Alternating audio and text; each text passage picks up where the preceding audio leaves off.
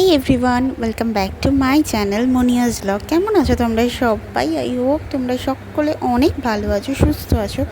আর আমিও ভালো আছি, কিন্তু সুস্থ আছি পুরোপুরি বলবো না, কেননা যদিও এই ভিডিওটা যখন শ্যুট করা তখন আমি যথেষ্টই সুস্থ, কিন্তু এখন আমার একটু শরীর খারাপ, তো তার জন্যই এতদিন আমি ভিডিও শেয়ার করতে পারিনি তোমাদের সাথে। আসলে আমি কথাই বলতে পারছিলাম না, জানো তো। আর যখন ভিডিওটা শ্যুট করেছিলাম তখন ঠিকঠাকই ছিলাম, একদম প্রচণ্ড গরমও ছিল।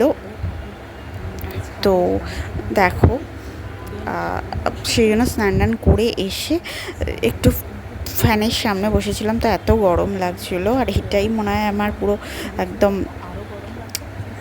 লাইফটাকে অন্য রকম করে দিয়েছে এই লাস্ট এক সপ্তাহতে।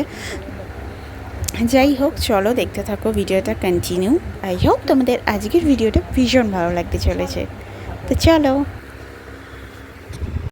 তো দেখো, এখন খাওয়া দাওয়া কমপ্লিট করে আমি ছাদে জামা কাপড় তুলতে এসেছি। আর সে তখন কিন্তু যথেষ্টই রোদ ছিল সেদিন। তো তারপরে তো মাঝখানেই একটা সপ্তাহ খালি বৃষ্টি বৃষ্টি আর বৃষ্টি বৃষ্টি, থামতেই চায় না। সত্যিই ভালো লাগছিল না, এত গরম পড়েছিল। বৃষ্টি হওয়ারও দরকার ছিল, কিন্তু এতই বৃষ্টি হচ্ছিল যে সেটাও আর ভালো লাগছিল না। তো দেখো, ওয়েদারটা দেখো কি সুন্দর, আমার তো দেখেই ভালো লাগছে, কিন্তু গরমটাও ছিল প্রচণ্ড। তো চলো, আজকে একদম রোদও ছিল গো, জামা কাপড় কিচ্ছু শুকোয়নি।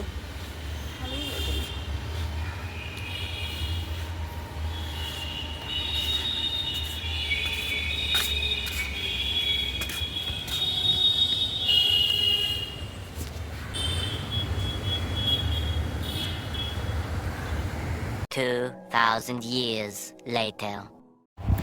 তো দেখো, সন্ধেবেলা আমি চুলডুল আঁচড়ে নিচ্ছি, একদম সন্ধেবেলা তোমাদের সামনে আসলাম, মাঝখানে আর ভিডিও শ্যুট করা হয়নি। তো সন্ধেবেলা আবার চুলটুল আঁচড়ে নিচ্ছি। আসলে আজকে একটু বেরোনোর আছে, একটা জায়গায় যাওয়ার আছে।